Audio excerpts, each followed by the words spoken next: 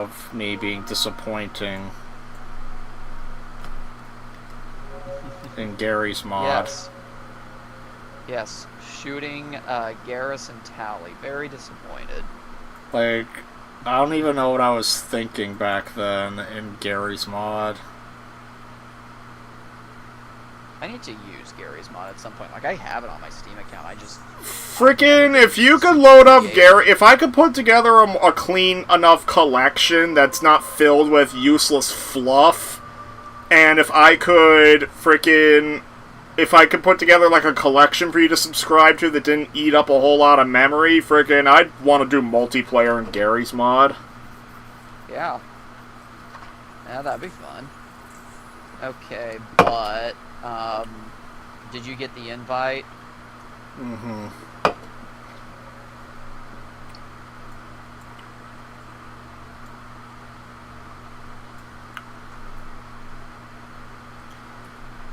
Okay. There we go. Making sure we're... Yep, we're on the first mission. Huh.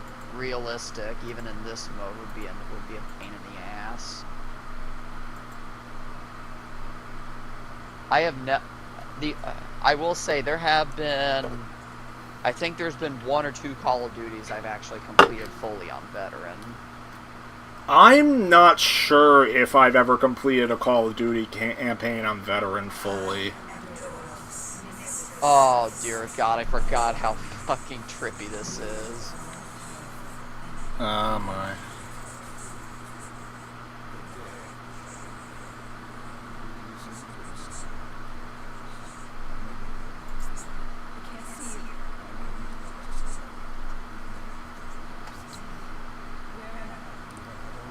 Oh yeah, the other day when I streamed Mass Effect 3, I got another one of those assholes that's like trying to be nice, you know, in chat, and then be like, you know, please hire me so I can do custom stuff for your channel.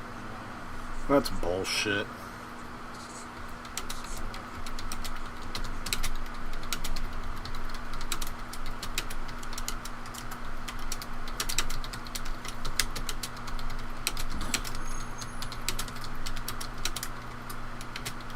Again, this thing does the same thing. Lots of plot beats to the Zombies campaign are kept in that fast-scrolling text.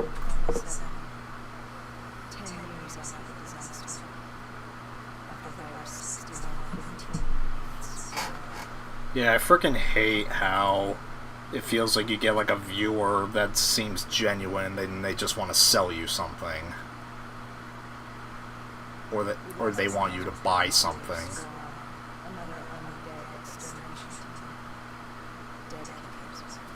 So yeah, Christopher Maloney is just now, like, they repurposed his character to be a zombie killer. If I'm not mistaken, in this while in the main campaign you could choose between a man and a woman, here you have to be the woman. Yeah, I think so, because, yeah, there's no choice. I wonder if it's because Activision just cheaped out and they only had the female voice actors record the lines. Could be. Oh, and what's fun about the mystery box here is you can just keep hitting it until you get the weapon you want. Oh, where is the mystery box then? Oh my god. What? I'm just thinking of frickin' one Family Guy episode. Like the one where Peter gets them an Xbox and then he sucks at Call of Duty. Not that one. It's the episode where frickin' I guess everybody on his street is entitled to some kind of compensation. And frickin' everybody on the street is given the choice of getting a free boat or a mystery box. Oh god, I remember that. And freaking Peter's like anal about wanting the boat, and then when he hears about the mystery box, he's like, freaking Lois is like, Peter, didn't you want the boat? And then Peter's like, oh, but Lois, a boat's a boat, but the mystery box, it could be anything. It could be a boat. You know how much we want one of those? But Peter, we'll take the box. We'll take the box. And I think there was like Oh, these. hey, I picked up a gun.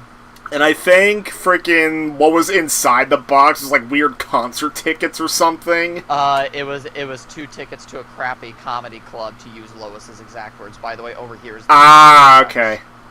To a crappy comedy club. Well, and then literally box. and then literally everybody else took the boat. And freaking where are you? Can turn around, come back. Aye. Like, turn around, come back outside, because we have to take out this thing, but... Well, I am still outside. I don't know where the box is. Can you see me at all? Like, can you see my name at all? Well, I just saw you over there. Oh, there you are. Yep, I'm the one firing the gun. Okay.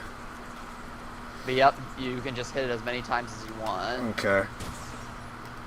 Oh, and speaking of that Family Guy gag, frickin'... Oh, what the hell? Just take it, and then it speeds up the process, so you can just restart. Yeah, but yeah. So speaking of that gag, you know how Family Guy normally has cutaway gags? They screw with the cutaway gag by making Peter flashback to literally the very moment he took the damn box. Oh, you always know we... Yeah, I'm just trying to remember, like, what it was.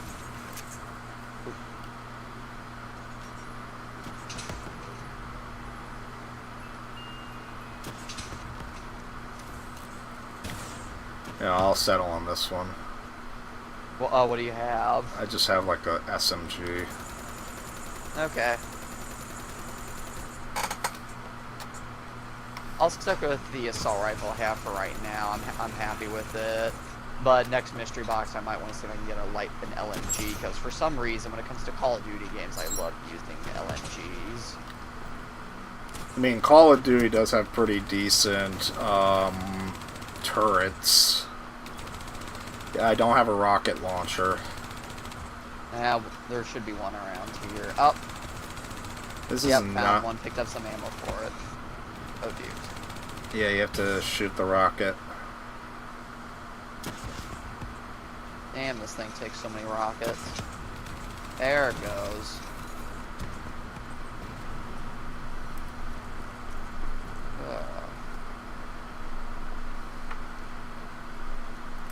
But yeah, have you...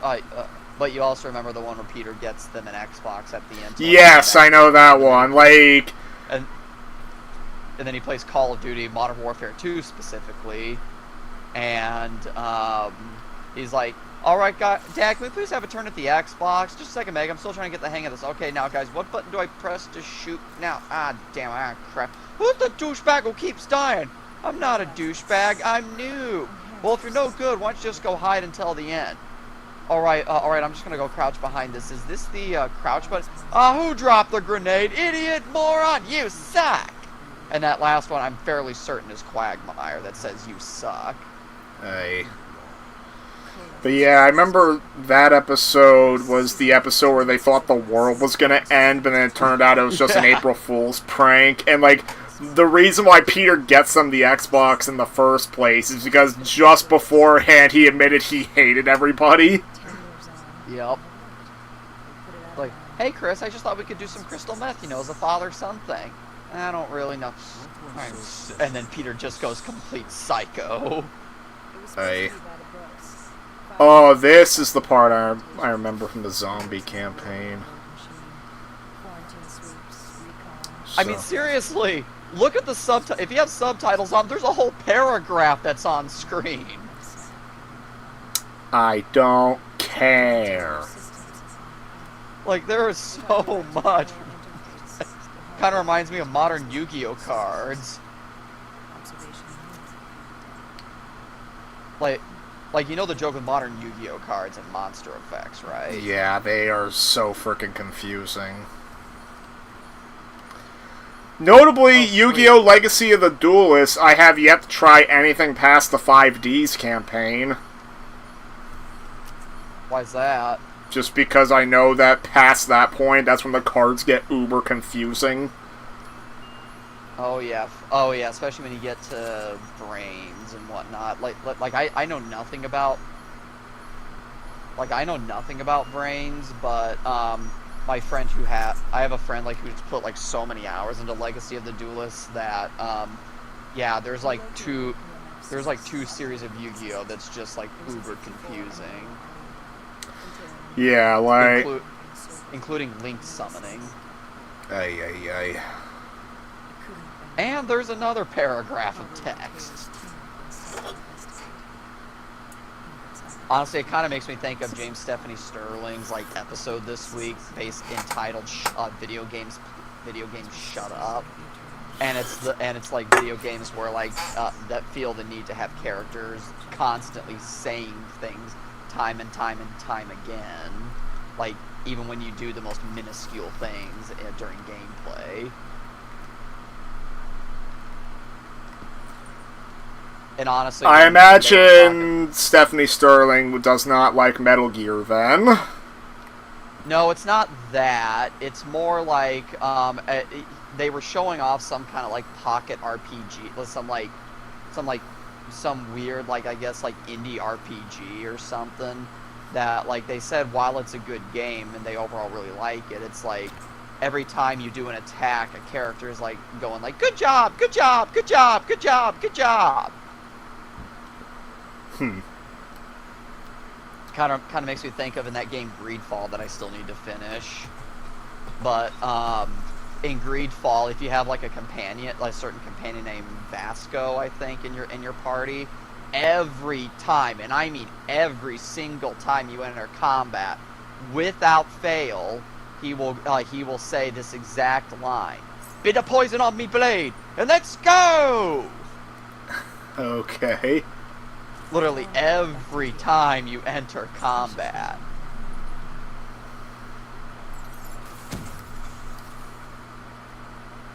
Oh hey, they even drop power-ups. Credit where it's due. They kept the zombie mechanics in this.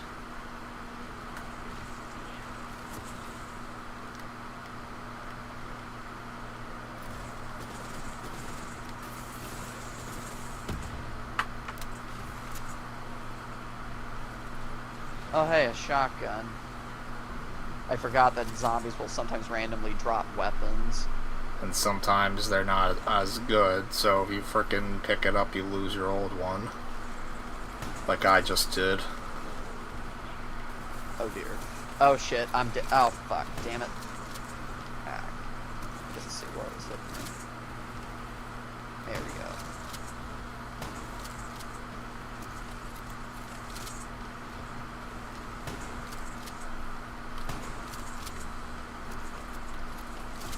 I'm nervous about today. Oh, why's that? Just because it's a new group I'm going to. That should be fun, though. Yeah. It's gonna be a lot of people at least, and while there's... I guess they're doing it in a theater, and they have access to a huge screen, and like while only one group can use the screen, like everybody else is free to go off and like do stuff on like their switches and everything. Like in a movie theater? I guess, like a local one, so it's not like an AMC or anything. That's still pretty cool, though. Yeah.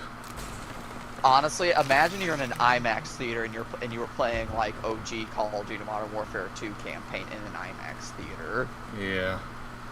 I mean, that would be cool. I mean, like imagine like No Russian on a giant IMAX screen. I remember my aunt once took me to one of her friend's place, and like they had a pretty big house, including like a small theater in the house.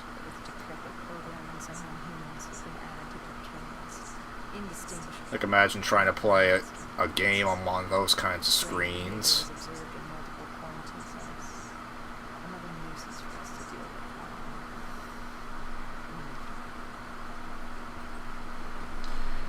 So, I didn't get to fully ask you, what'd you think of the showcase events in the last 2 days?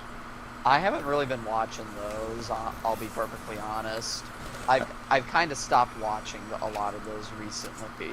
Well, recent years. On one hand, I don't blame you, because lots of the presentations are crap. On the other hand, even the crap ones sometimes manage to land, like, a reveal or two that I like. There was one trailer I saw that was later that was posted on YouTube after. Like, I don't watch them. Like, here's the thing. I don't actually watch them. I just see, like, the news of what they revealed in the aftermath. But yeah, like, I saw there was, like, a Game of Thrones game called, like, Battle for Westeros revealed, and it was, like, showing a what-if scenario. Basically, the whole trailer was, like, a what-if scenario. Like, Jon Snow takes on the Night King and actually gets stabbed by the Night King, and then Jon Snow is turned into a White Walker, and I'm like, oh god, please tell me this isn't Game Mill basically doing Walking Dead Destinies, but Game of Thrones. Was Game Mill's name on it? No, it's apparently a real-time strategy game, and I'm like, okay, good news is it's not Game Mill. Bad news is I'm not really a fan of real-time strategy. Yeah, I remember there was a Lord of the Rings game I was thinking about trying on 360, and then I found out it's real-time strategy, because I'm not a real-time strategy. Like, I love turn-based strategy RPGs. Like Front Mission, Front Mission, Valkyria Chronicles, Midnight Suns, but real-time strategy I'm not a fan of. Yeah, like turn-based strategy I prefer because I can actually take my time. It's why I really love at the rebooted XCOM 1 and 2 so much. Yeah. And same reason for Marvel's Midnight Suns. I can take my time. Well, to me, I guess the big reason, I just like the grid-based systems lots of strategy RPGs use. Same. But, so... Freaking... So, I will say, the PlayStation reveal event was better than usual. Well, yeah, because they dropped, like, Resident Evil 9, which I heard... No, that was... I'm talking about, there was the PlayStation event 2 days ago, and then there was Summer Game Fest, which was yesterday. Yesterday, there were only 2 things I liked out of, like, the millions of things they showed.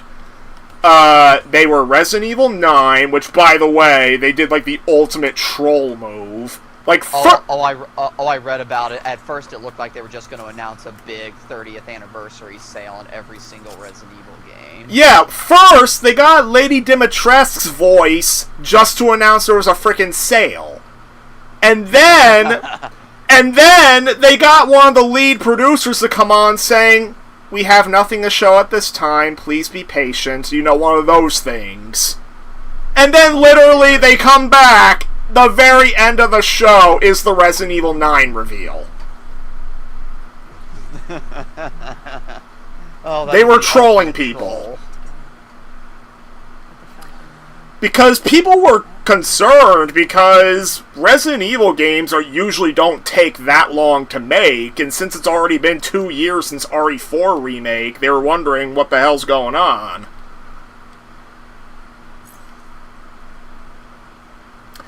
But yeah, outside RE9 from the Summer Game Fest, the only other thing I liked was when they revealed that the Sonic racing game that's being made is not just going to have Sonic characters in it. Oh, what's it gonna have? Well, they've confirmed there's 2 kinds of extra characters they're adding. Free characters who seem to be coming from other Sega games. They confirmed Hatsune Miku, Joker from Persona 5, and Ichiban Kasuga from the Yakuza series. And Joker and Kasuga, I wanted to be in a Sega All-Stars racing game. Because at the time Sega All-Stars Racing Transformed was made, Yakuza wasn't the behemoth it is now, and Sega did not own Atlas at the time. So that's why I was kind of sadly lamenting how the Sega All-Stars Racing games turned into just generic Sonic racing games only. Because I liked the crossover element. Well, they brought it back. And there's also going to be paid DLC, who seems to be for crossover characters outside of Sega. They confirmed the first one's Minecraft-themed. Of course. And hints I mean, I don't know how impressive it's going to be, because the hints have been that the other crossover characters might be Nickelodeon themed. Frickin', there's been hints that there might be a SpongeBob DLC, an Avatar DLC, and maybe a Ninja Turtles DLC. I'm sorry, frickin' I got lost. But yeah, honestly, the big thing I cared about was the other Sega characters. Are you still in, like, that dark void? Yeah. Okay. Oh. Okay, try and follow my muzzle flash. I see you. Because I have the night vision, remember? Oh, I know, I'm just trying to make sure, yeah, you can find your way. Okay. So, yeah, that was the only other reveal from the Summer Game Fest I liked. Well, the PlayStation event from the day before, that was a better than usual event for nowadays. Like, that's where we got our first look at 007 First Light. They revealed a proper Bloodstained sequel, which I got very giddy for. Final Fantasy Tactics is getting a re-release, which I know lots of Blue Sky mutuals were really crazy over. I'm not the biggest fan of Final Fantasy Tactics, but I do gotta admit that they confirmed some quality of life improvements that might make me want to give it another shot. What else did I like from the summer? But what is Silent Hill F? Oh, Silent Hill F! It's another Silent Hill game. Well, I know that, but, like, so Silent Hill F? basically, they're taking the game's setting, like, they're doing, like, Silent Hill-esque stuff in, like, 1960s Japan. But my understanding is that it's basically just another Silent Hill game. Oh, okay, so they're not, like, doing a sequel to that Silent Hill The Short Message. Like, I think they might be following up on the idea presented by The Short Message. Like, The Short Message talks about this thing called the Silent Hill Effect, where basically places outside of Silent Hill get, like, the fog world and everything. And that it basically, no matter where you are, you can always find yourself in Silent Hill. Basically. Like, that's the only idea I can come up with why they're able to set it in 60s Japan.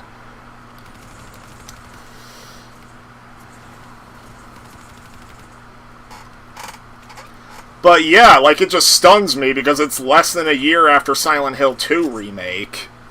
And it makes me wonder. Well, it makes me wonder. Then I doubt it's Blooper Team doing it. It's not Bloober Team. It's like a studio, like somewhere in Asia. I don't want to say Japan. Like maybe Japan, South Korea, or wherever. It's Eastern developed. Silent Hill 2 remake was. Well, it won't be Chinese because Chinese game releases have some very weird restrictions on them, and one of them includes like graphic stuff like the kind of graphic witchcraft shown in like games like Silent Hill. Yeah, and most Chinese developed games are like Marvel Rivals, where they're like multiplayer free-to-play games to begin with. Mm-hmm.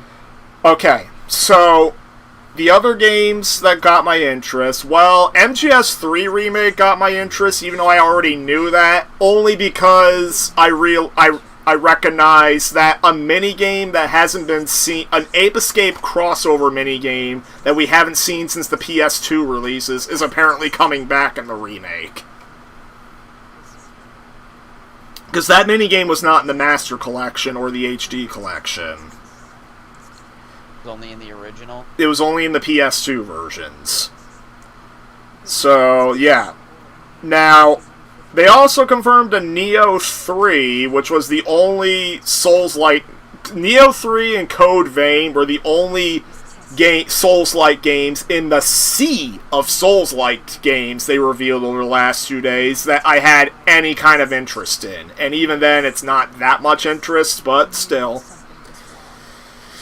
And they also revealed a new Marvel fighting game from the Persona 4 Arena people.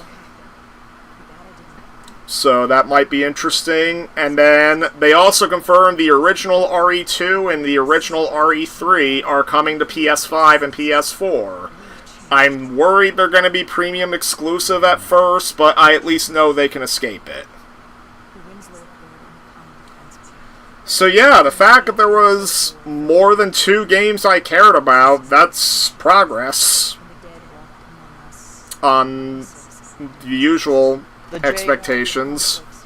Like, I don't want to pass judgment yet because, like, IO Interactive is a very talented dev team, but I really am not sold right now on the Bond look right now. Like, I know he's supposed to be younger, but currently I'm not sold on the look. That's my only kind of criticism about the First Light 007. That's because the rest of it, they nailed it, I think. I haven't watched the whole, like, reveal. I've just seen the pictures. Like, the way they describe Bond in the trailer, the way he, like, interacts with people, like, you can tell it's him. Like, he fucks around with Q, frickin' he's a bit of a womanizer, he has, like, these his usual quips. Which is good. It's just, yeah, like, his look is just gonna be a little weird. Yeah, and, I mean, like... And the gameplay is exactly what I envisioned. Like, they clearly took elements from Hitman. Like, you have, like, an instinct feature, you seem to have, like, open maps that you can, like, do investigation in. But they also revealed that it's gonna have be a bit more action-oriented, because there's plenty of shots in the trailer where you're in a full-blown shootout. It's all but shown there's going to be driving sections. They looked very like, not the same as what Bloodstone had, but they were still there. Like, what confused me is, at first I thought they were going for a period piece, because, like, the car looked 1970s-like, but then some of the environments made it look more modern day, so I don't know. Shit.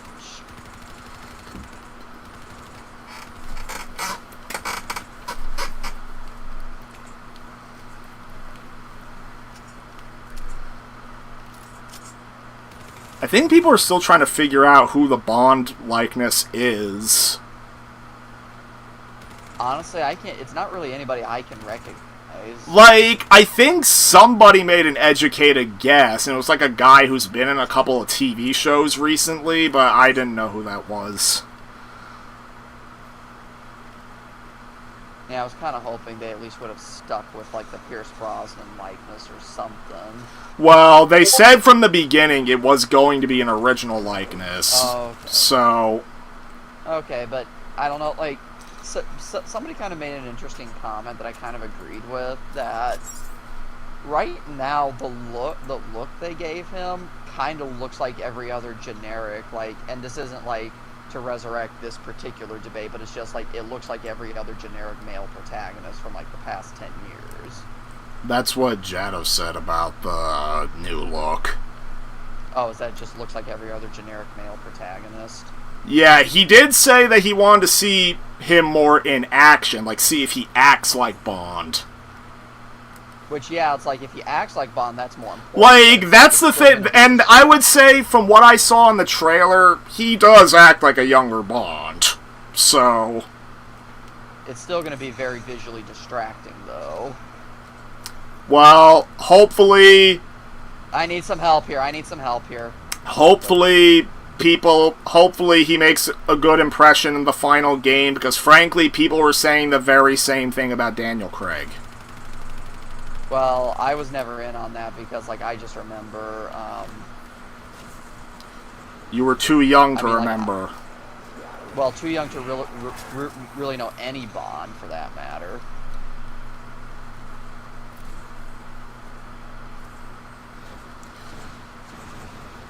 So, yeah, all I can say is that people were saying the very same thing about Daniel Craig, so...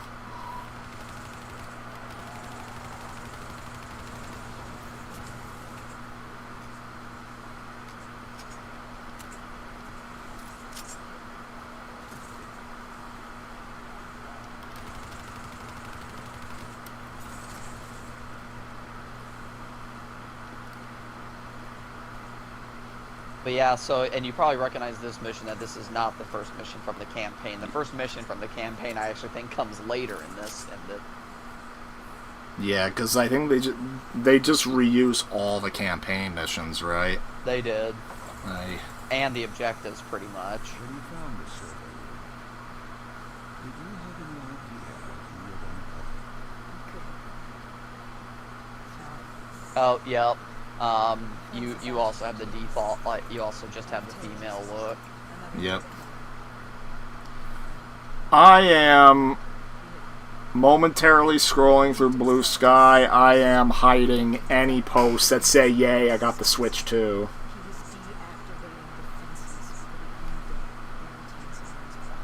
Because I am not letting the temptation increase.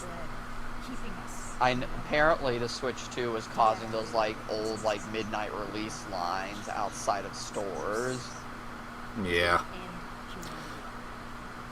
I just don't get people that can do that, honestly. Like, stand outside for, like, sometimes they're doing it, like, 5+ hours. You know something that fucking happened?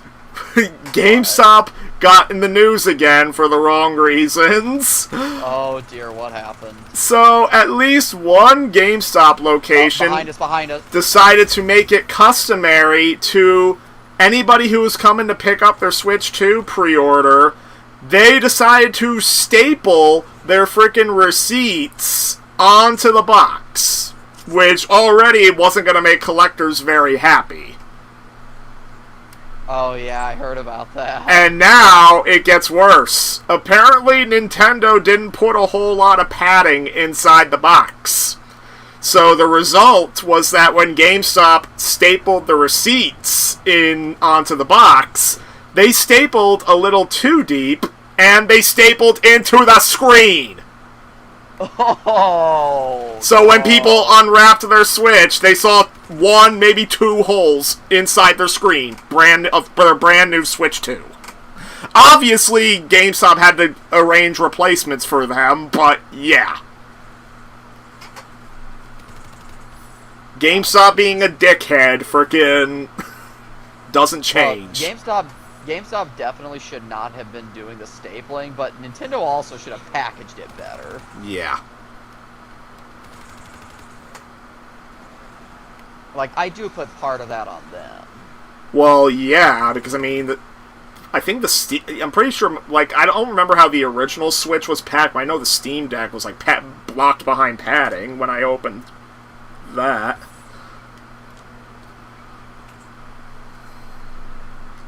Which, honestly, from the sound of it, I would be better off just getting a Steam Deck. Honestly, part of the reason why I got the slight temptation about the Switch 2, the only thing is, I'm hoping a service like GameFly or something starts getting Switch 2 games so I don't have to actually buy Switch 2 ports of games that I don't need.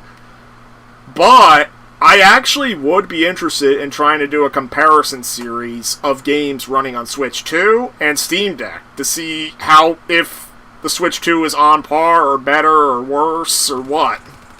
Because I'm telling you, the original Switch is like universally worse than the Steam Deck.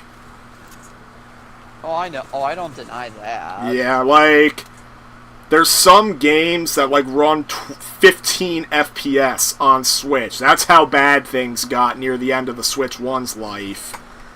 And then they run fine on Steam Deck. Well, the games that I have, just, at least, they were made earlier enough in the Switch that it doesn't really bother me. I've never really gotten the super high-intensity games that they ported to Switch.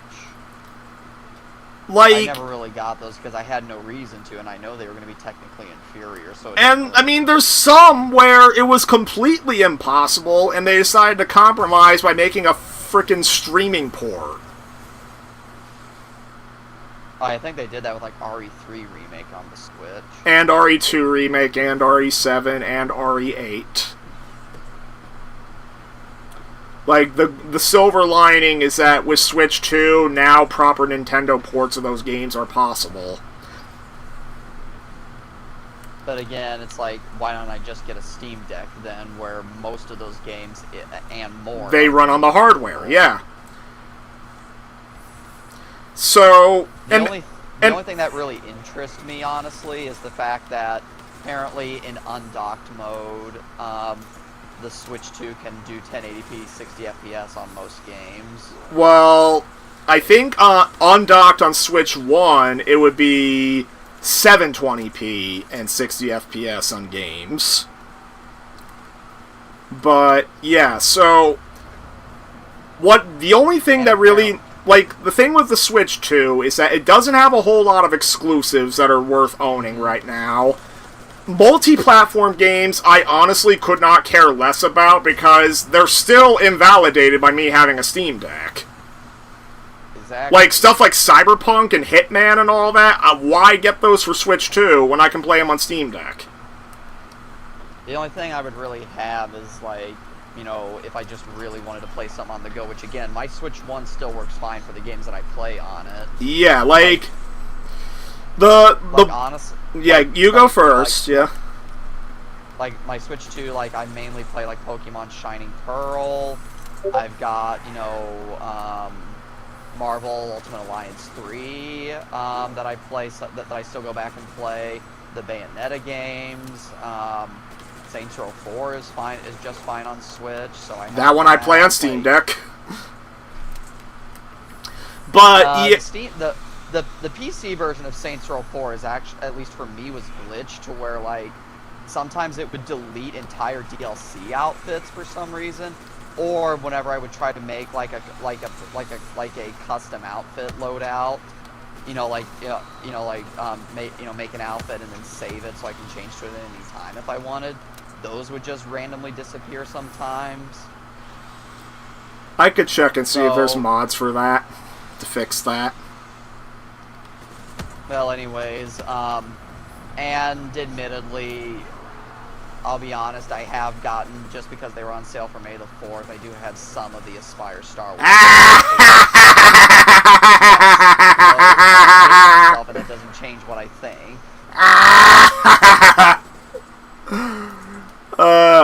Okay, but yeah, so pretty much the big reason I would want a Switch 2 is for the upgrades to the Switch 1 games I do have, which is largely exclusives. Because here's the thing, even the exclusives were not immune to performance problems near the end of it. Bayonetta 3 ran just fine on Switch.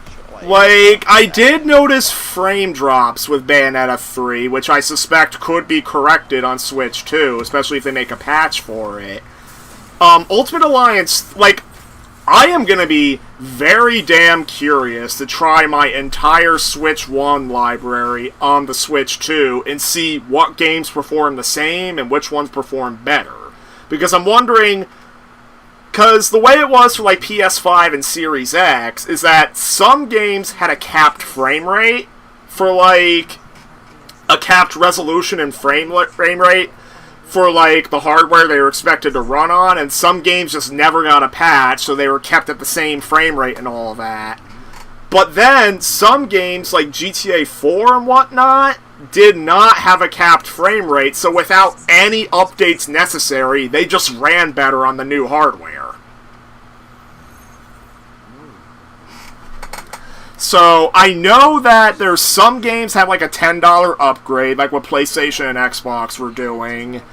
But then other games just simply got a free patch. And I know one of those games was Pokemon Scarlet and Violet, which is a good thing, because I heard those games performed like trash on Switch 1. Yeah, I have no interest in those Pokemon games regardless, just because they get too much away from the Pokemon formula that I'm used to and that I enjoy. Tell that to me and get in the Eevee game. Eevee is the Eevee game is very cute to play because Eevee's like your little pet, but that's a Pokemon game that gets rid of random battles in the field. Like, anytime you encounter a wild Pokemon in the field, you can't battle it. You have no choice but to catch it. Which is weird. That's kind of why I just. Which is weird. Pokemon Fix, I can just stick to Shining Pearl. So. Well, Sword and Scarlet, which are the ones I got, they are more traditional. Like, it's just that Scarlet went more open world, I think. The ocean floor building created a hall-ass mentality.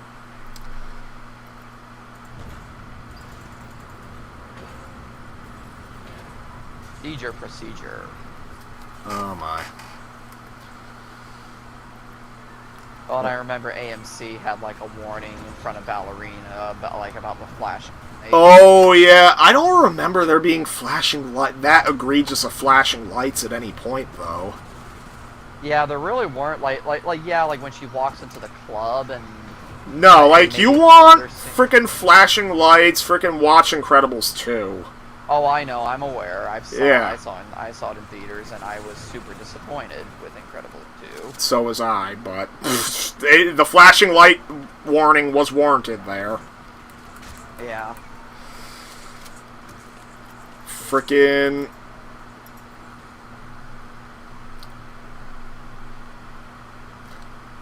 I wonder if you found my Pixar binge fascinating, because I did review Incredibles 2 there. I forget. What did you think of Incredibles 2? Like, there were aspects of it I thought were interesting, like how they liken the supers wanting to, the super band wanting to get lifted as like civil rights movement comparisons. Like, and it was also interesting to make Elastigirl the main character, and while Mr. Incredible took the backseat, like little role reversal from the first one. But number one, the villain was not nearly as good as the first movie. And number two, the movie was too busy trying to be funny. Well, and doing a lot of Jack gimmicks. It was too busy trying to be funny. Well, and to me, my biggest issue with... And on top of that, we had to wait 14 years to get a sequel, and that's what they came up with. Yeah, well, and to me, the biggest disappointment still remains the fact that they just dropped the Underminer thing, which to me could have been the movie. If you want the Underminer thing, there is a game for that. Well, I know, I am aware of that. I am aware of, but I have played the game before, but all I remember is that the game only really features for characters Mr. Incredible and Frozone. Yeah, not to mention... And that to me is not the kind of story I want from Incredibles. I want the whole family. I also have to give it to you that game, the environments are mostly underground and it's not interesting. Easily the best level in the game is the first one, because you're like going through a city that's being destroyed by the Underminer's drills.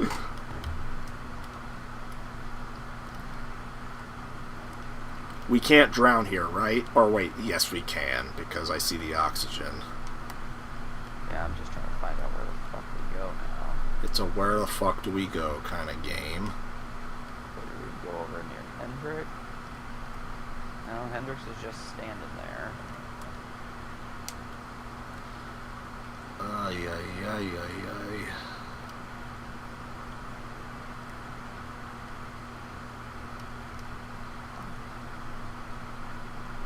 On Hendrix. Thank you. In the Twitch chat. This game is weird. It is. It's also weird that it won't tell us where the fuck to go. I am backing out because this oxygen's gonna run out. Yep. Fucking. Well, I wonder if the game's glitched. Frickin', I don't even know if we can back out. We can't, so we may just have to restart, so we'll just have to drown. Cool. Because, yeah, Hendrix is just standing there and nothing is happening. Here we go. Yep. Yep, I'm drowning. Yep.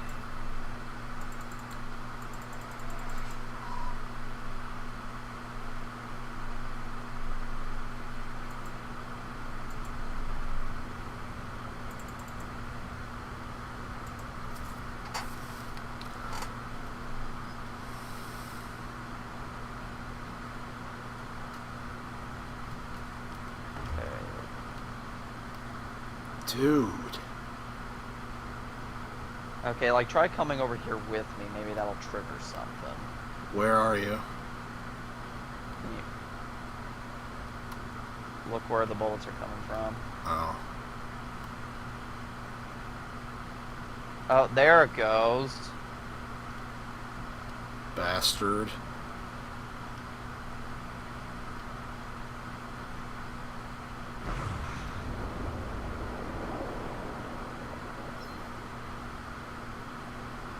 Ow.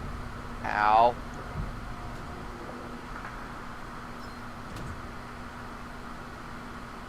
I know some people, this section kind of like that section where you kind of had to guide yourself a little bit. Some people would deliberately kill themselves in the Tomb Raider reboot just to see, like, all the brutal ways Laura would die. Ah, yeah. The Tomb Raider reboots. One of the things, literally, the game, literally, Lara Croft gets the shit kicked out of her the game. I didn't mind the first game. I mean, I did get through a playthrough of the first game, but then my problem, like, having played the Legend trilogy, especially Tomb Raider Legend itself, one of the things I missed that I really wish the sequels did was going to multiple exotic locations, like not just staying in one the entire game. Because that's what the classic Tomb Raider games, and, well, most of them anyway, and the Legend trilogy games did. You went to multiple different locations across the game, which added a lot of level variety. I tried, I think it was Tomb Raider Underworld, and I just couldn't figure out what the fuck to do in most levels. Underworld I know is a lot more open, so I could see needing a walkthrough for that. Legend is a lot more simple, though.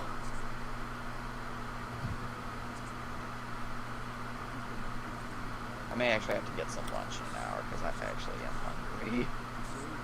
That's what I did before coming on here. Well, I was doing other things around my house.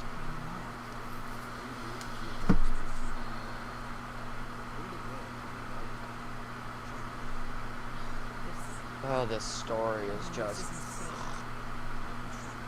It's that literally that Patrick sleeping gif.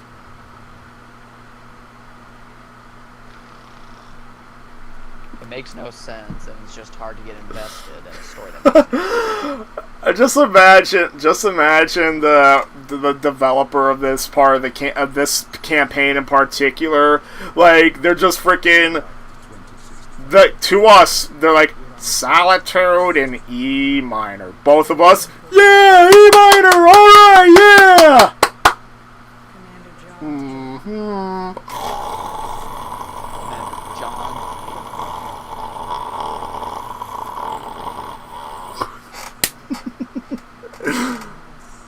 There were no rumors of operation on the recruits. They said we were engineering the 6115, but we couldn't get infected. This was your first mission. Yes.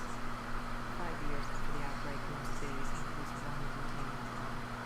But Zurich managed to stay outbreak free. Now someone wanted to change that. Wait, this feels wrong. This can't be right. This can't be real. How are you None of doing this is real. It's all a simulation. This is your one. I'm the passenger. You're the pilot. Tell me, So yeah, this whole like thing that was a simulation in the campaign, they're treating like this train explosion is actually for real.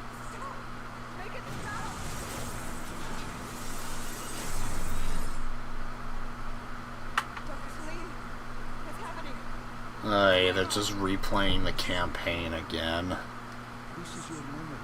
And you dictate Except it's only these two characters chatting, and Christopher Maloney here is just standing there, still moving his lips. that if you and Dale stop. How can I see something that never happened? What the hell am I seeing? And why does it feel so damn real? Your mind is logical. Easily swayed by incorrectly counting evidence. This was one outcome your mind. What? And take me through the mission. Once we organize everything correctly, we'll be able to find the truth. Tell me about the river. Apparently that Predator Killer of Killers movie's getting good reviews. I know Sophie watched it, I think. And liked it. Stop. Don't rush through. Let us start with who is with you. You were not alone after all. Taylor. He told me they received a tip about the Catardus. These undead Catardus. synthesizers had sprung up around the globe in the years following the outbreak. They believed the undead. Well, anyways, on the random Call of Duty topic, when I played Black Ops Cold War, I was also underwhelmed with that game's campaign. And when, like, I think it was in that game, you were, like, going back... It was either in that game or Black Ops 6, where you go back and visit the ruins of Vorkuta. I'm trying to remember which one that was. I'm pretty... And, like, that should've- must have been 6, because I don't think you go there in Oh, Cold okay. War. Okay, so, but anyway, so, like, that should have been, like, an amazing, like, fan service moment. And when I was there, I was like, I feel nothing. They don't play Reznov dialogue or anything, do they? Nope, they don't. They don't even play like the Russian theme or anything at any point when the action gets going. And I think the other problem I have with Black Ops 6 is that, like, I appreciate when a Call of Duty campaign has variety. You know, I really do appreciate that. But like, almost all the missions just felt like some like version of like making it like it wasn't exactly like MW3, but it felt like Call of Duty for campaigns is trying to move towards these like more open-ended missions. Yeah. And I feel like it's starting to have an effect on the storytelling because like Call of Duty campaigns are are supposed to be very curated experiences. Yeah, and because Call of Duty campaigns can't even have a real ending now because they have to continue the story in frickin' stupid season multiplayer cutscenes.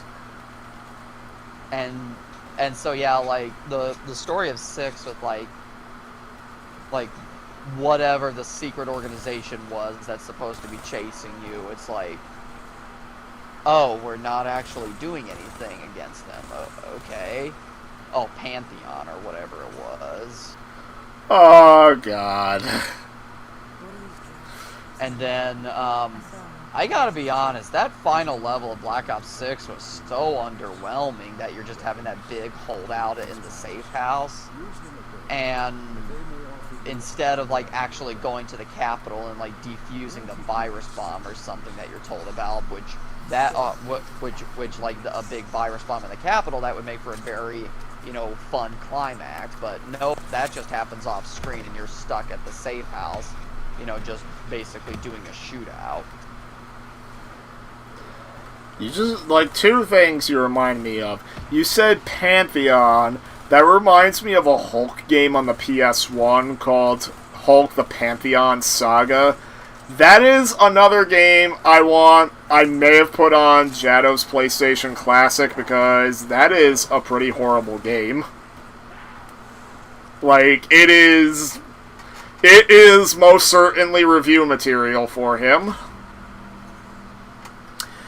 And the second thing is, you say okay, there's a zombie frozen here, I see.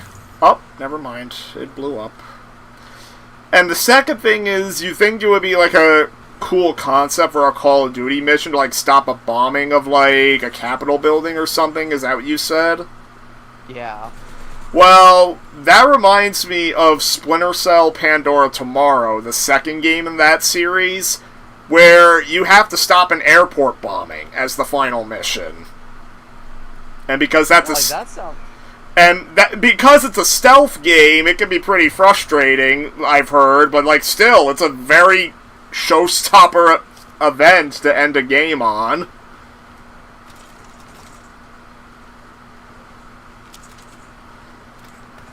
I know Splinter Cell Conviction was an attempt to take the series more action focused. Yeah, and people didn't like that. Then Splinter Cell Blacklist actually blended the two styles. Like, if you want to go all action, you can, but then they added in a whole bunch of stealth options Damn it. too. I need help here. So Splinter Cell Blacklist is like the best of both, I guess. The only problem is that Blacklist does not have Michael Ironside as the voice of your main character. The entrance was locked. That said, that couldn't have been avoided because apparently Michael Ironside was undergoing cancer treatment at the time. I had miles around family, but Diaz made it through. But still, they didn't have to make Sam Fisher the main character. In a way, he was acting as your king.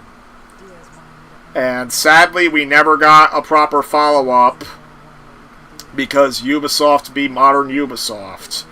We've gotten Michael Ironside back as Sam Fisher, but not in an actual game. They'll do everything but give him his own game nowadays.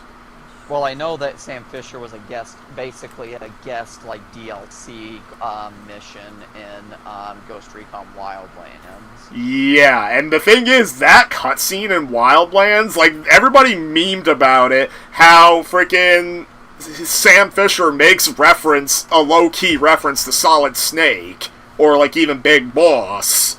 And they're like, oh, he's retired now, and then he just kind of looks solemn, and he's like, then it's only me. Referring how pretty much all the stealth action franchises of the 2000s are now gone. And yeah, people thought there was going to be a hint of a new Splinter Cell game, and nope, just more guest spots in Ghost Recon and Rainbow Six, I guess. Yep. And of course you can wear Sam Fisher's outfit in Ghost Recon Wildlands. Like, I think they did do another Splinter Cell themed DLC in that freaking Ghost Recon Breakpoint game, but I'm not sure. All I remember about the DLC from Breakpoint was when they had a Terminator Dark Fate. Yeah, it felt like so many games were doing Terminator DLC at the time. Oh, they were like I think it was Gears 5. Gears 5, Ghost Recon Breakpoint. That was around the time MK11 had the Terminator. And then, of course, Terminator Resistance came out around the time Dark Fate released. Which, at least that was good. Yeah. Yo! I got double pistols. Let's go. So you're Lara Croft. Classic Lara Croft. Well, actually, speaking of which, I am happy that newer Tomb Raider renders and whatnot did bring back her dual pistols. Damn it, I need help. How come you keep getting down and I'm fine? I think I held onto my grenade for too long. That was my problem. You know another guy who used to dual wield but doesn't anymore? Agent 47. Wait, he can't dual wield anymore? Yeah, in the newer Hitman games, you can't dual wield.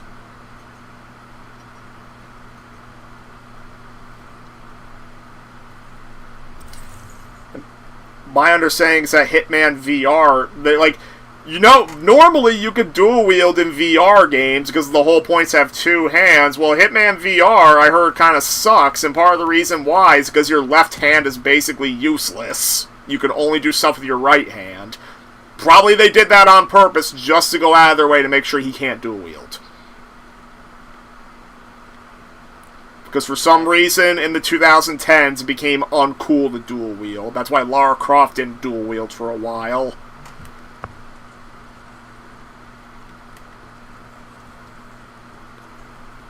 What do we do here? Break it? Did you break yours this whole time and I had to break mine? Hello? Hello? Oh, yeah, no, I just had to, I'm good. had to go unlock my door because my mom's gonna be over to put up a shower curtain rack for me. Have you seen Planes, Trains, and Automobiles? I have not. Oh, you could have got John Candy to put up the shower curtain for you. The Catardis base of operations was just ahead. Once we were inside, we'd be able to figure out if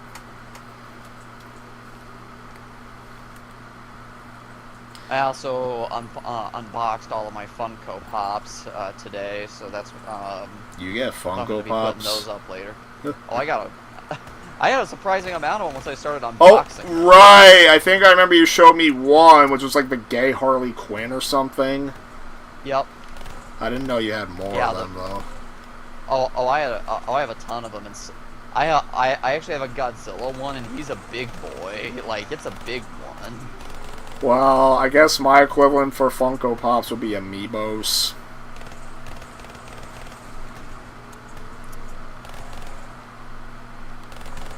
Some of the Funko Pops I like when I was going through them, I was like, wow, I almost forgot I had this. There's actually one I have that's of the mythical creature of like the mythical creature version of Krampus, and on the Funko Pop it has Krampus holding like a little holding a little kid in a basket on his back. Oh, that's creepy. Well, that's what Krampus did. I mean, that's the legend of Krampus. Krampus needs. I gotta say, Krampus got a that cramp. that movie, like the Krampus movie, like that ending is depressing. I've never seen it. Oh, you haven't? Oh, wow. Yeah. Basically, you remember how Eli Roth's Thanksgiving and the opening scene was basically a great commentary on people's obsession with holiday shopping on Black Friday? Yeah. There's a great opening scene in Krampus where it's showing just how it's supposed to be like a commentary on just how soulless and joyless people are on Christmas, and it's because like just how commercialized Christmas has become. Yeah. yes, there was a console ahead. Diaz told me to interface to get access to the remote. I had to find out. Have you ever extracted information with your DNA before? No. I'm not communicating. But no, Krampus is a really good movie. Actually, it's a really it's very like it's a dark comedy at times, but like it's a very fun horror movie. Maybe I could see it soon. I don't know. Or maybe Christmas in July. Yeah, like it's a fun movie. It's got Adam Scott in it. Got Toni Collette in it. Trying to think who else.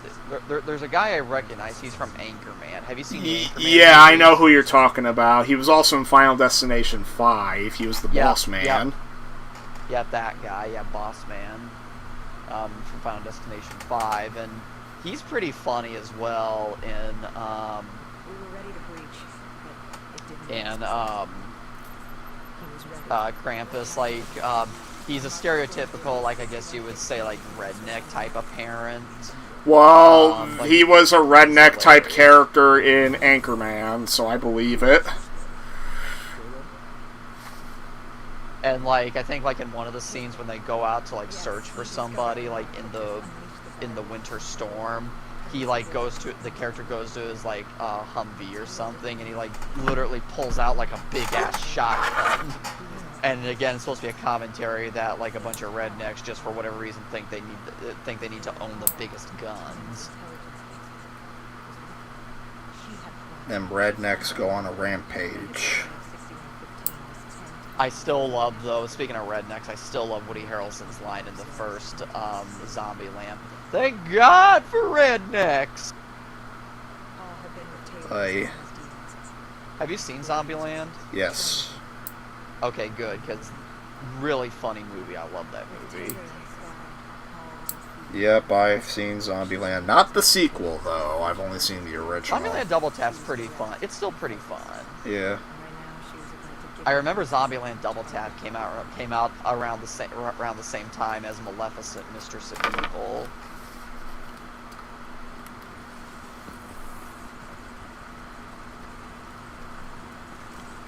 When did Double Tap Oh. come out? I'm trying to remember. I'm trying to remember what year it was. So I'm trying to remember why Oh, God, I didn't just see it. realized I'm trying to remember why I didn't see it in theaters. Did you see Mistress of Evil in theaters? No.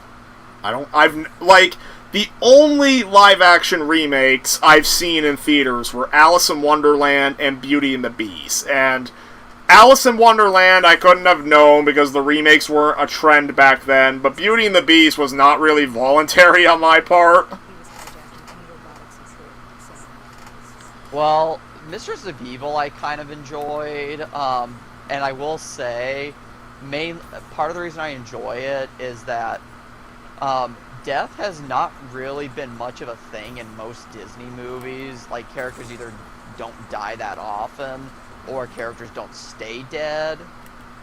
But in Mistress of Evil is probably the second Disney movie I would say that has like an extreme that I've seen that has a very high body count. The first one would be Atlantis. Ah, Because Atlantis has a body count. yeah. Like a giant body count. Like, I'm trying to remember like how many people, well, for example, you take the opening scene and shit tons of people die when Atlantis flooded, so you got that. And then you have the destruction of a good chunk of the underwater fleet. And I think like Rourke actually says they lost like pretty much like almost just about everyone. And then, of course, Rourke dies at the end, I'm pretty sure Helga dies too. Yeah. Like, people die in Atlantis. Well, that's not to undermine deaths that occur in other movies. Like, you've seen Yeah. Tarzan, right? was bleeding out after the Yeah, well, once. I know it because, like, Clayton is basically hanged. Yeah, Clayton, like, and the thing is, Tarzan has a decently sized body count, too. Like, Tarzan's parents at the start are all but shown to have been killed. Frickin' the leopard, I think, that killed the parents is later killed. Then Kerchak, the leader of the gorillas, is killed. And then Clayton's killed. And yeah, Clayton has one of the darkest deaths because, like, he gets hanged. And, like, you don't see it, but then you see, like, the rope, like, snap, like, when and then you see the shadow of his body hanging after, but yeah. And Hunchback doesn't have a whole lot of on-screen death, but, like, it's very heavily implied. Yeah, but I'm just talking about, like, Disney, where there's, like, a Disney movie where there's, like, a lot of people dying. I mean, Mulan has a pretty high body count. I highly doubt most of the Huns survived that avalanche. True, but, like, I don't know, just something about the body count in Atlantis stands out, because it happens multiple times. Like, Well, it happens multiple times, even if it's off-screen, it happens multiple times in Mulan as well. well, and then Mistress of Evil. Anyway, so back to Maleficent, Mistress of Evil. Like, that's most of the action in the movie is contained to the film's climax. But during the climax, it's like, it's a pretty fun. The climax, I argue, is a pretty fun set piece. Yeah. Well, I mean, And by the way, Maleficent, Mistress of Evil is another live-action remake that stars Chiwetel Ejiofor. we were going to move on How many is he in? I know he's in Lion King. I think that's the only other one is Mistress of Evil. Frickin', I'm trying to think who else appeared in multiple remakes. I honestly can't think of anyone.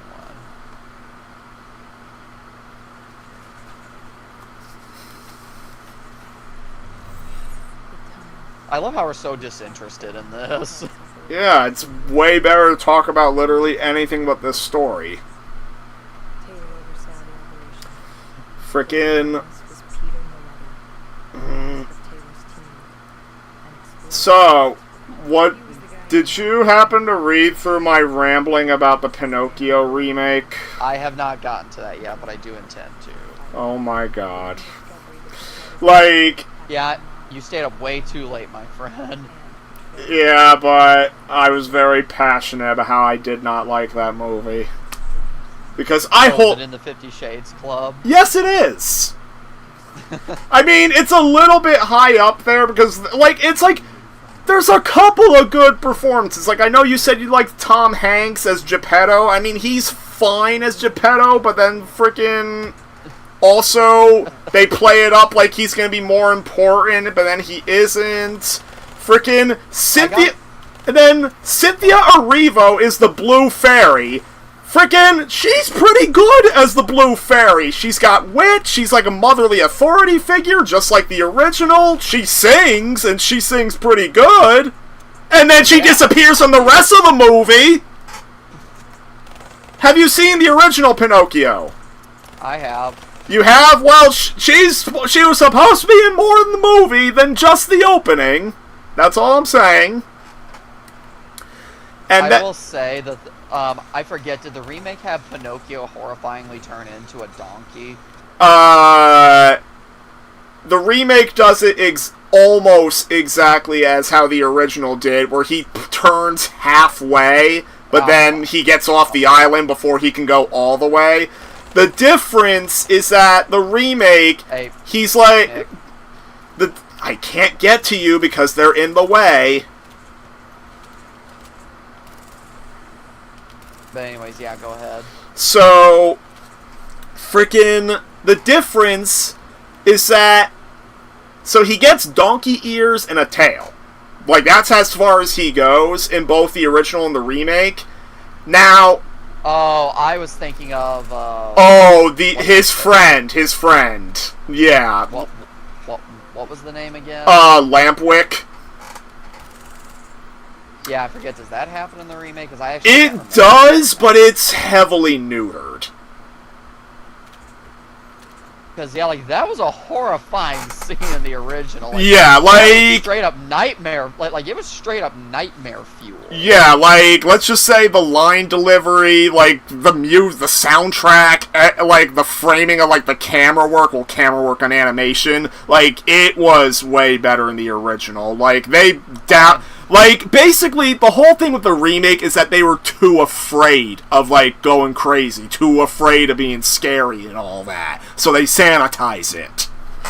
Oh, if they ever do, like, a live-action remake of Fantasia or something, and they like, you know, do Night on Bald Mountain, oh, I shudder what they would do to a Night on Bald Mountain, because... Yeah, that would be Pinocchio in sanitized. high regard, like, you hold, like, Pinocchio in high regard, I hold, like, Fantasia Fantasia was kind of like a weird experimental film, but the part of that movie that I hold in extremely high regard is A Night on Bald Mountain. That to me, And that's is fair.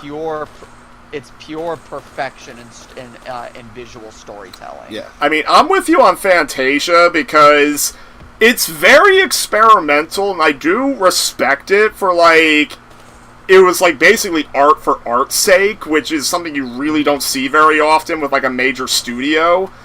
But, at the same time, I'm a freaking weirdo that prefers Fantasia 2000, which is the one that people don't like as much.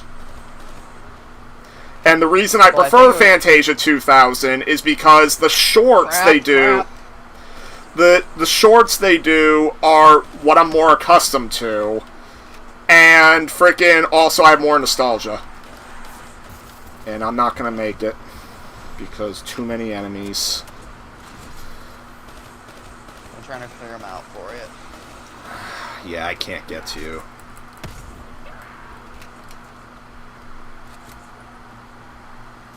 I hope you revive. Oh, I will. I got 10 seconds. And, yeah, so, getting back to Pinocchio, like, freaking, like, the big difference with Pinocchio, like, getting the donkey ears and everything, is that The original, he keeps them for the rest of the movie, basically.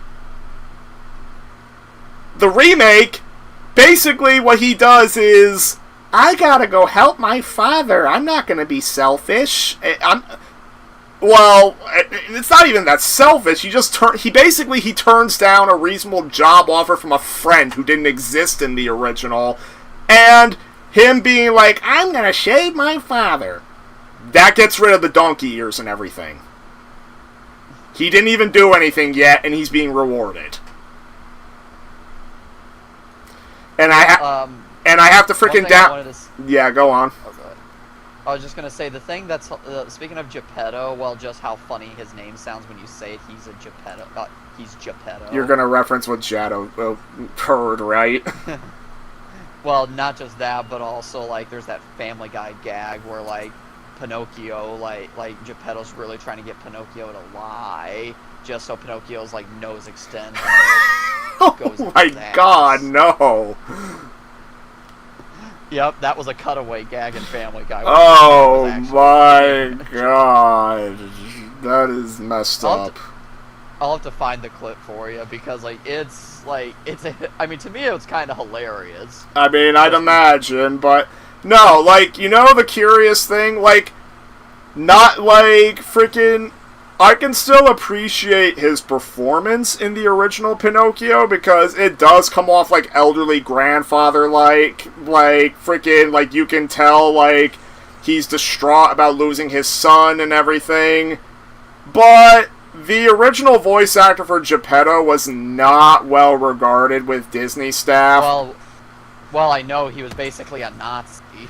Like, I don't think he was a direct Nazi, but he loved Adolf Hitler. Like, he loved everything he was doing in Germany and everything. And the largely Jewish... That to me makes him a Nazi. Well, yeah. And frickin' the largely Jewish staff at Disney, they didn't like him that much. And... For good reason. Yeah, and they did make sure he... They made sure to send their regards to him, because that was at the time they filmed lots of live action footage to use as reference for the animation, because, I mean, animation of that quality was still in its infancy. Yeah. And that included the escape sequence from Monstro, when they're on the raft trying to get away from Monstro, and it's like, and that's another tense sequence from the original that was just fucking neutered in the remake. And, yeah, frickin', so they needed to have Geppetto's voice actor actually on a raft on simulated rapids in a studio to frickin' get reference for the animation, and they cranked up those waves really big just for him.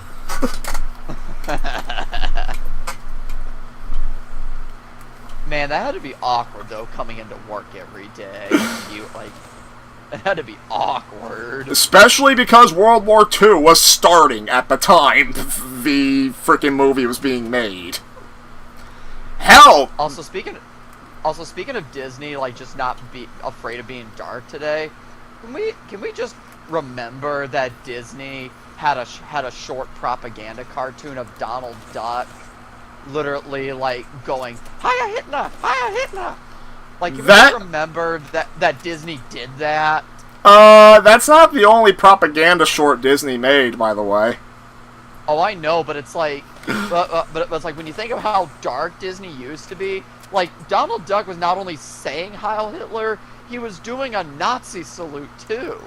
And freaking Looney Tunes was doing lots of propaganda cartoons at the time.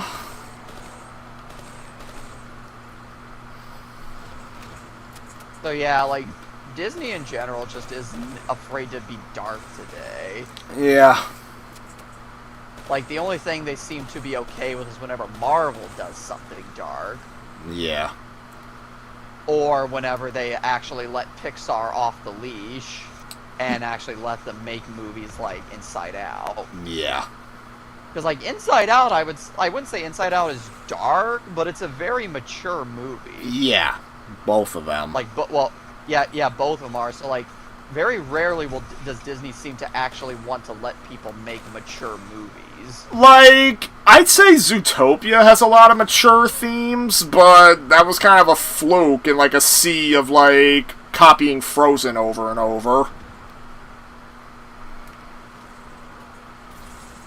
I remember, was it Disney that did that, like, dogs, that did that, like, not Isle of Dogs, that's not the movie, but, like, wasn't there, like, a movie called Pets or something, where it was, like, a bunch of talking pets? I'm just trying to remember, and it was, like... Are you talking about Secret Life of Pets by chance? Yes. Oh! Here's a curious thing. My sister ate up those frickin' talking dog movies as a kid, like shit like Air Buddies, Beverly Hills Chihuahua, all that crap.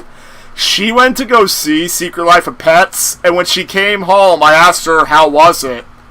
It wasn't that good. Hearing that from her, I internally, I had a jaw drop right there. Like, it must be really bad if she didn't like it. Was Secret Life of Pets Disney, or was that No, Illumination. Oh, okay, well that makes sense. Illumination is pretty mediocre. Like, I like the Mario movie from Illumination, but, like, that's about it. I thought the Mario movie for me was kind of mediocre. Like, yes, it's got all the fan service, it looks like Mario, it feels like Mario, but the actual, like, meat and potatoes, like, the story, I just was like, yeah, it's a kid's movie, but I don't buy that excuse, because kids' movies can have engaging stories, as we've seen. Well, countless examples. To the slight defense of the movie, it's not like the Sonic games where they actually can have pretty complex stories. The Mario games very infrequently have stories at all.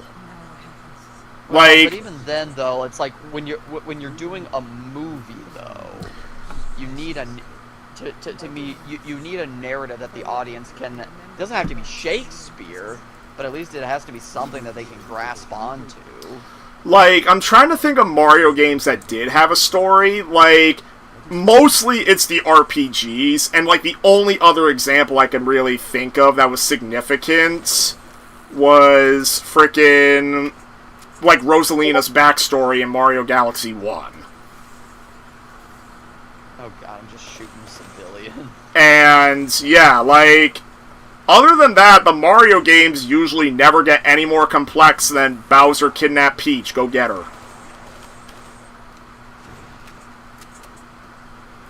So, again, to me, like... it probably did not help.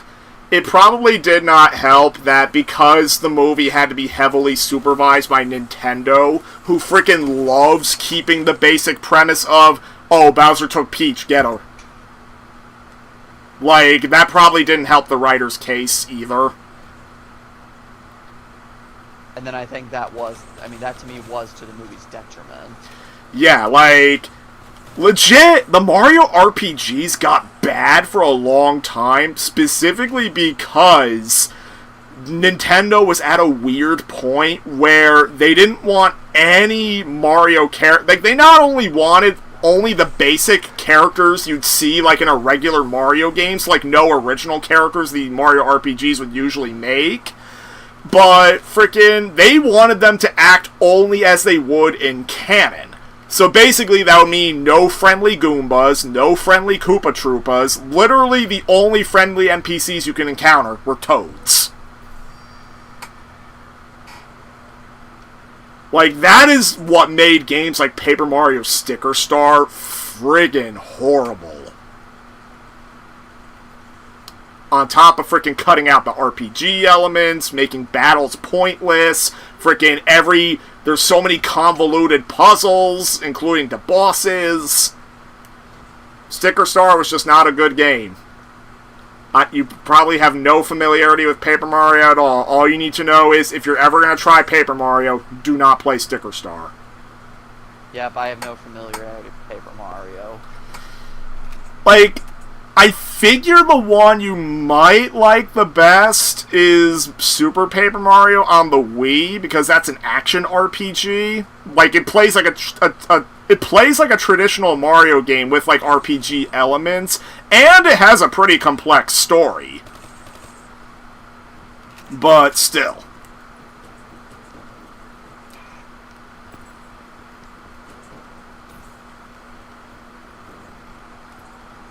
But anyway, so anyways, earlier you had asked me about, like, the reveals. Like, there's a reason why I don't watch the reveals anymore, because I just cannot get excited these days about a game that, like, looks really cool, and then like, it either gets delayed after delayed after delayed, or it just straight up gets canceled. Like, for example, like, I remember watching the Game Awards the year they premiered that, like, trailer that announced Monolith's Wonder Woman game, for example, and I was so hyped for that because I really liked Shadow of Mordor. So I was like, yes, do that, but for Wonder Woman, that's going to be awesome. And then, it got canceled, and then there's just other examples of games that get announced, they look cool, and then I just never hear anything about them. So, like, it's really hard for me to get the same enjoyment that I used to out of watching those, like, live shows. Is like, there's either not that many exciting reveals, or the games that they do announce that do look exciting feel like they very rarely materialize. For me in the award shows, it's just that many of the games just don't interest me altogether. Like, well, and when it comes to the award shows, that in particular irks me. With like I know it's beating a dead horse because most people agree that was shitty, but like, they still didn't fix it in 2024. But like in 2023, you have the whole, like, Baldur's Gate 3, the Game of the Year winner was only given 30 seconds. And I think, like, in total, all the award winners were given, like, maybe, in total, like, the total amount of time dedicated to awards was maybe 10 minutes out of a 3-hour show.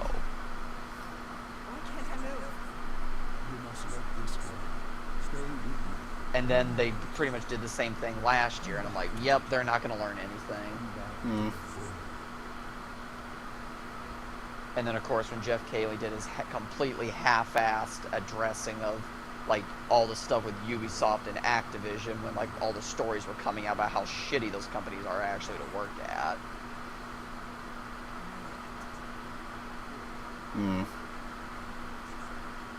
But yeah, sorry, you go on. Sorry, I know I cut you off. Yeah, so the thing with the game shows just get me. Yeah, the thing with reveal events is that I don't get excited about most games because, number one, it feels like lots of, like, new IPs and whatnot are either go way too cinematic and they look too generic, or they're also, like, experimental indie games. And the thing is, I know people rave about indie games and how they're the last bastion of creativity that the game industry has.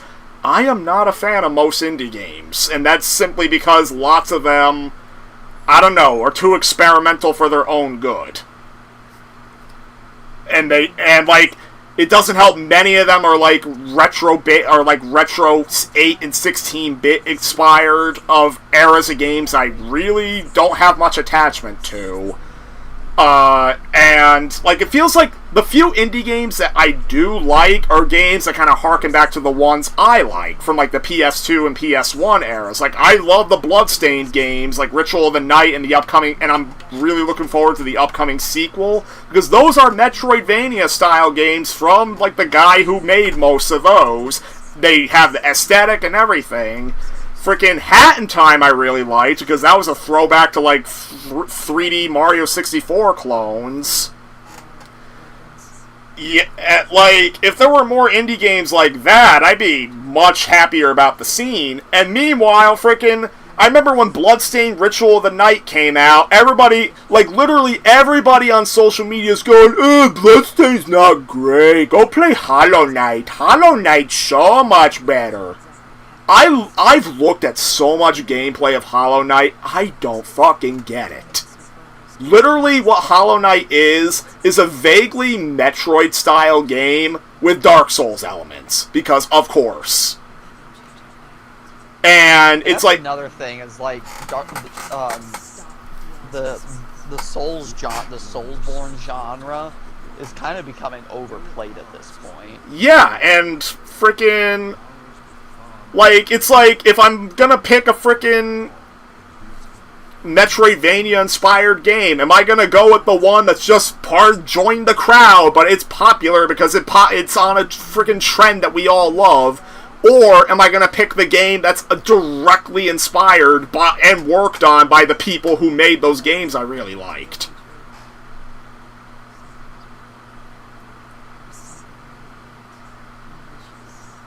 Frickin', and all the people who are losing their frickin' shit over Hollow Knight's sequel being continuously delayed over and over and over and over again. And here I am. It's like, if you like the games, that's cool, but I could not care less.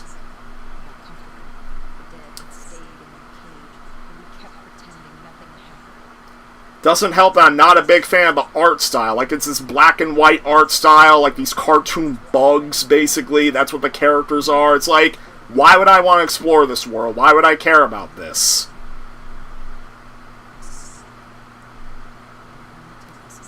Maybe if somebody put me in a torture chair and forced me to play it, then I could get an appreciate. But I don't see how I could appreciate it. Oh, another thing I hate about reveal event or or the award shows, like where they're supposed to have all these world premieres. I can't remember where it was premiered, but when Bethesda did that thing where like it was just like an aerial shot of mountains, and then the title card to Elder Scrolls 6 comes on, and I'm like, that's the best you got, and we're like 7 years later and we still don't have any updates on Elder Scrolls 6. It's like, you guys announced that way too soon. Tell me about it with Square Enix and the KH4 trailer from years ago. Because they pulled that exact same shit with KH3 too. Oh, what, they announced KH3 like, what, 7 years before it actually came out? Yeah, they did. And then, like, by the way, this will probably be the last mission that I can do before I'll need to get some lunch because my stomach is growling at me. Yeah. Yo, we get human enemies this time. What? Okay. Well, briefly. Oh, yeah. But frickin'...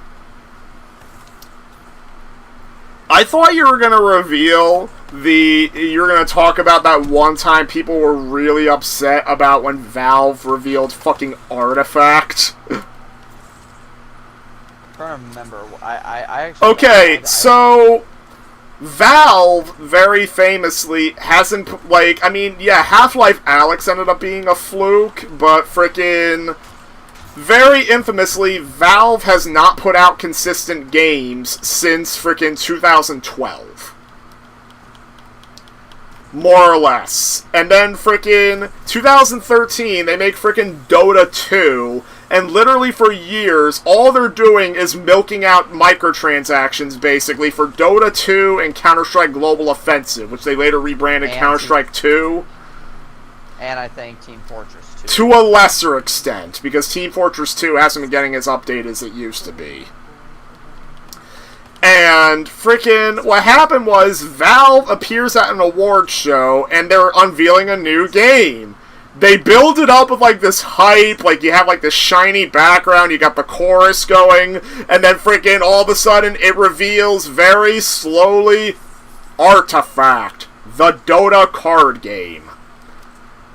And frickin', I just remember all those years of waiting for a new Valve game. Like, literally, the video went like this. It went like, oh! Oh! Everybody was fucking booing. And, like, you can audibly hear somebody in the audience go, give us Half-Life 3! I still remember when Diablo Immortal was in... And that whole, like, do you guys not have phones? Same vibe as when the Xbox One was revealed, and fucking the CEO of Xbox at the time was asked, well, what if people don't have an internet connection? Just buy an Xbox 360. Oh god, that. Well, just I remember the energy of like the Xbox One reveal event. Not like the E3 at press conference, but just the reveal event that Xbox did was so underwhelming. Like, and I think a huge meme from it was they spent a lot of time talking about Call of Duty Ghost and things like fish AI and dog models. Fish AI. Yeah, that whole meme. That's where it came from. Was the Xbox One reveal event where Activision was showing off Call of Duty Ghost on the Xbox One. Oh my. And people actually theorize that PlayStation might have been planning a similar DRM to what Xbox was planning, but they let Xbox go first strategically to see how people would react, to decide whether or not they wanted to do it. And then when they saw the reaction, they're like, okay, we can't do it now. This is our move. And yeah, Xbox never really recovered, and now PlayStation's been ahead of them ever since. Well, and then PlayStation just took the piss out of Xbox. And it's funny, PlayStation did the very same thing with Sega when they made the PS1. Like, Sega fumbled the Saturn's launch, like, at the very first E3. Like, they fucked over a lot of retailers by releasing by surprise releasing the Saturn early at, like, only a few select retailers, so the retailers who were left out were pretty pissed. And lots of game developers were not informed, so lots of games were not ready. So even though the Saturn got a lead on the PS1, frickin' it had like no games until the PS1 came out. And so yeah, Sega did that very elaborate reveal for the Saturn. You know what Sony did for the PS1? What? The guy came on stage, the Saturn's price was like $400. PlayStation's guy came on stage, $299. Walked off the stage. Everybody was applauding. Oh, that is just some expert trolling. I mean, it worked. I mean, Sony was trying to break into the business at the time, and they managed to do it. I mean, Sony has its own business issues, but yeah. Well, they were a bit smarter back then, I guess. I mean, to PlayStation's credit, they've gotten a bit better since Jim Ryan left, but still. I will say, though, Xbox 360, I think, won the PS... Not to be a console war thing, but, like... I don't deny it. The 360 beat the PS3 because... I do not deny that, so... Not only because... mainly it was because it's... And the CEO at the time of Xbox wasn't saying, like, get a second job if you don't like the price of the PS3. Yeah, like, the 360 played it a lot smarter at the time, and it was by far the Xbox's strongest effort to make a break in Japan, because Japan has never really cared for the Xbox brand. The 360 was their most solid effort. Like, they got some good JRPGs on the 360, like Lost Odyssey. Well, it's not just their games, it's like, Xbox was about, like, the community, the 360 was all about, community, social interaction, Xbox Live, like, for people that cared about achievements, it had that, like, yeah, PlayStation trophies, but, like, I don't know, Xbox, like, the 360 just felt like it was meant to be, it was meant to help gamers be social when playing games. And... Microsoft really leaned into that, whereas, like, the PlayStation, yeah, it was a pretty powerful machine for its time, and still kind of is. But then, like... Well, there's another factor. Like, I think you're about to get into it. The PS3 was a bitch to develop for. Oh, big time. It's why Bethesda games were notoriously more buggy. It wasn't just Bethesda games. Like, a lot of games. I know Bayonetta sucked on the PS3. Like, yeah, and see... The 360, like all the Xboxes really, they're really just stripped down PCs from the time, and like because that's like sort of a universal platform any developer could easily pick up. The PS3 had the same problem as the Saturn, funny enough, to where it was a beast of a machine, but its architecture was so friggin' complex. Like, it was a tough nut to crack, and thankfully Sony learned their lesson. My understanding is that the PS4 and PS5, their hardware more closely resembles a PC. Well, that's basically what gaming consoles are these days. They're basically a slightly high-end gaming PC that can run games at, high setting. Like, I know PlayStation's a bit more unique than that compared to, like, what Xbox would be, but yeah, they're basically more based on PC hardware. Whereas, damn it. One thing I really don't like about this campaign is, like, when you're hit by zombies, they really slows your ability to react. Cause, like, it's the same thing in the... I can barely... Yeah. Oh, go ahead. I mean, I get it. It's just like that in the zombies mode. But anyways, yeah. But yeah, so, like, PlayStation was just, like... They made a lot of missteps in when it was the 360 versus the PS3, and... Yeah. To some extent, I would argue the Wii probably... Well, I'm not sure how the Wii, like, financially performed, but... Oh, the Wii outperformed like everybody! Like, the Wii did better than the 360 did. Well, and I just remember people talk more about either the 360 or the Wii, like... The PS3 certainly, was no slouch, but, like... Well... When I think of, like... It's just to me, when I think of game consoles that really define the era, it was the 360 and the Wii that were more naked. Like, the thing with the PS3 is its first couple of years were not good at all. Like, it wasn't until, like, around the time the Slim model came out and the price went down, that's when people began to appreciate the PS3 a lot more. And funny thing is, the PS3 did pull ahead of the 360 in Europe.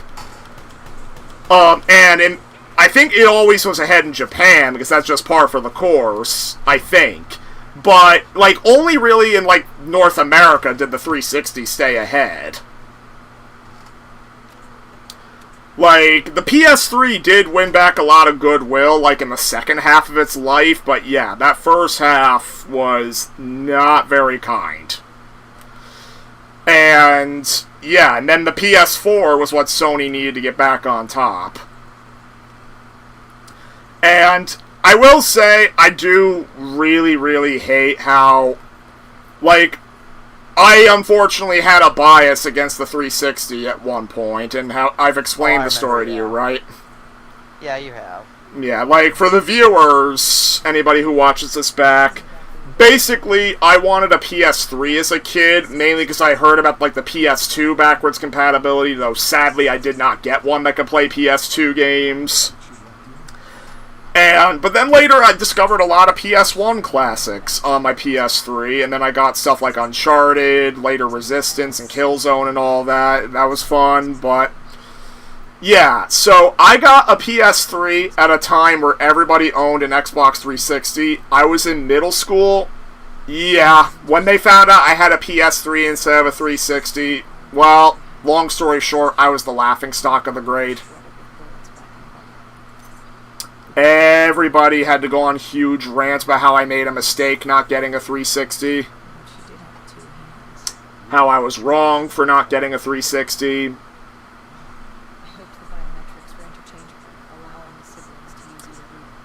So, frickin', yeah, that was a lot of bullying. And it made me not want to get a 360.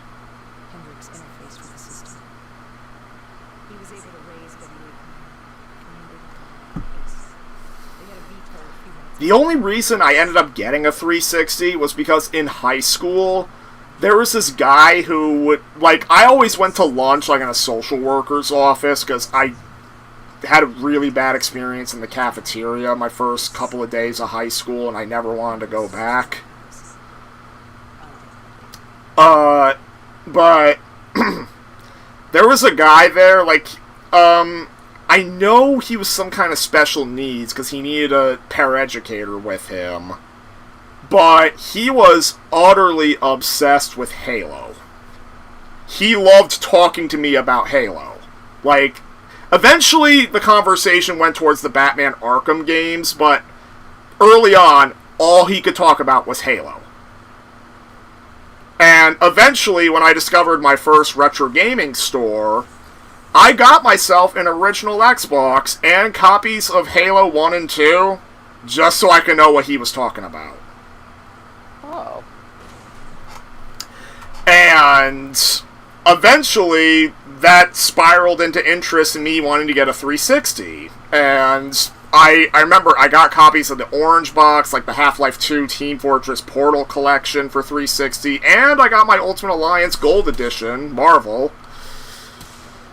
And I did a bunch of lawn mowing jobs for my dad, and by the school year's end, I saved up enough money to get myself a 360, and this was right after the Xbox One reveal, so basically I got the 360 at the very end of its life, but yeah, I got it. Now, when I go back and think of, like, the Xbox One release, like, the Xbox One, which I had for a while until I got the One X, the Xbox One started to feel like it was running like crap.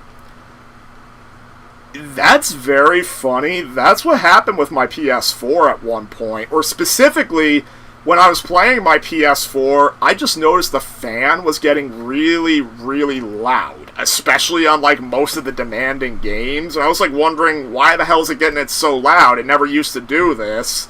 And then I noticed there was dust in the sides of, like, the PS4 where the fan would be. I cleaned out that dust. I was in the middle of playing Wolfenstein Youngblood, which was making the fan run crazy. And then, after I cleaned out that dust, suddenly the PS4 was a lot quieter.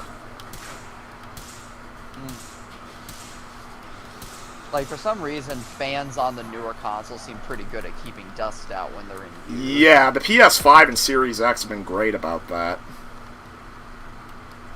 Like, even right now, the PS5's, like, been pretty... Like, even on, like, the newer games, the PS5's pretty quiet.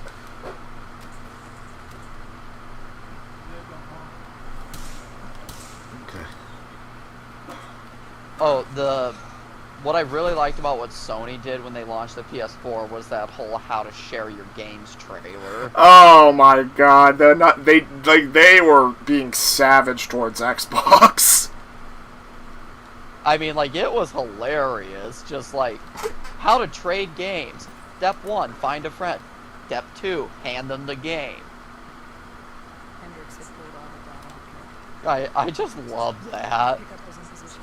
It's time to get the hell out of here.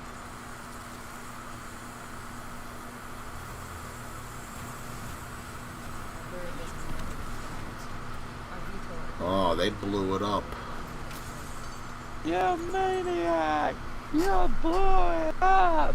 Damn you all the hell! This thing's gonna save, isn't it, right? I think so, yeah. Okay. Because, yeah, now we're getting another cutscene from staring at the frozen tree. Like, how lazy do you have to be that these are your cutscenes? Ay, ay, ay. It's like, just stare at a slowly zooming in shot of a tree.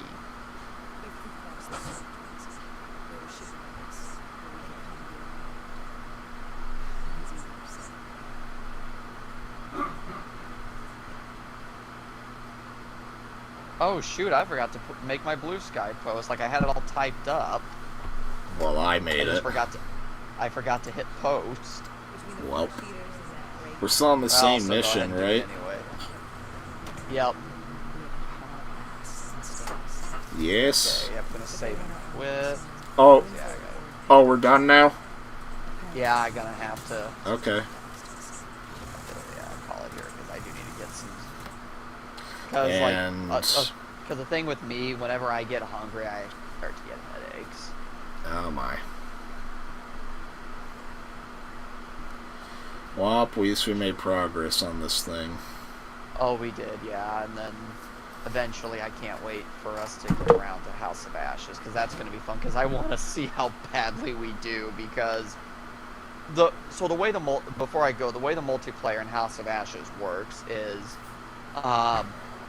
we'll be we'll be playing the game at the exact same time, but we'll be playing characters in completely separate scenes at times.